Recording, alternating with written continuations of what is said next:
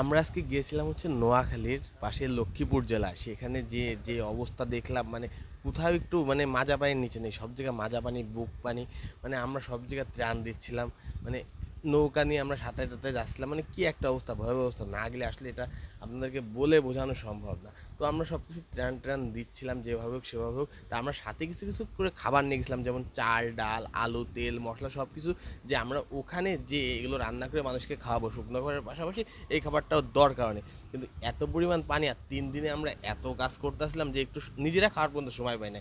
রান্না তো দূরের কথা, নিজেরা খাওয়ার পর্যন্ত সময় পাই না, যে এত কষ্ট হয়ে গেছিলো। তো আমরা চিন্তা করলাম যে এখানে রান্নার কোনো মানে স্কোপই পাচ্ছিলাম না, আর কোথায় রান্নবো, সব জায়গায় পানি ছিল। তারপরে তার পাশেই একটা লক্ষ্মীপুরে একটা সুন্দর আশ্রয় কেন্দ্র ছিল।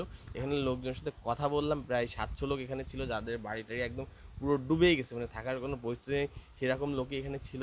ঘুরলাম ফিরলাম, সব কিছু ভালো লাগলো। আমরা চিন্তা করলাম আমরা যখন রান্না করতে পারিনি, তাহলে এদের কাছে খাবারগুলো তুলে দিয়ে যায়। আমাদের কাছে প্রায় 150-160 কেজির মতো চাউল ছিল, ডাউল ছিল 70 কেজির মতো, আলু ছিল 60-70 কেজি, ঝাল, পেঁয়াজ, তেল ইনক্লুড সব কিছুই ছিল। তারপরে আমরা চিন্তা করলাম যে এখান থেকে ডিম কিনে খিচুড়ির সাথে ডিম দেবো। বাট ডিম কিনতে যাই শুনি এখানে এক পিস ডিমের দাম 25 টাকা, মানে 100 টাকা খালি। এই শুনে আর ডিম কেনা হয় না। তারপরে আমরা খাবার সব কিছু তাদের কাছে বুঝাই দিয়েছিলাম। তারপরে আমাদের কাছে কিছু পানিও ছিল, যে আমরা খাবারের সময় পানি দিতে চাইছিলাম, সেই পানিগুলো সব কিছু বুঝাই দিলাম। তারপর আমরা খড়ি নিয়ে গেছিলাম নড়াইল থেকে, যে ওখানে যে খড়ি পাই কি না পাই, এই জন্য আমরা খড়ি পর্যন্ত নিয়ে গেছিলাম। মানে ইনটোটাল রান্না করতে যা লাগে সব কিছু আমরা নিয়ে গেছিলাম, চাউল ডাউল সব কিছু নিয়ে গেছিলাম। তারপরে আমরা এখানে কী করলাম, আমাদের তো হাতে সময় ছিল না। তারপর আমরা চিন্তা করলাম যে আচ্ছা ঠিক আছে, রান্নাটা আমরা চড়াই দিয়ে তারপরে এখান থেকে রওনা দিই। তারপরে এই যে খাবার টাবার সব তাদেরকে বুঝাই দিয়ে তারপরে আমরা ভিতরে গেলাম। ভিতরে যে যারা ছিল সবাই মিলে যে রান্নার আয়োজন শুরু করে দিয়ে, যাতে রান্নাটা আমরা থাকতেই শুরু হয় রান্না। এই যে হচ্ছে সেই আশ্রয় কেন্দ্র, এই যে সেই আশ্রয় কেন্দ্র পুরো 700 লোক আছে।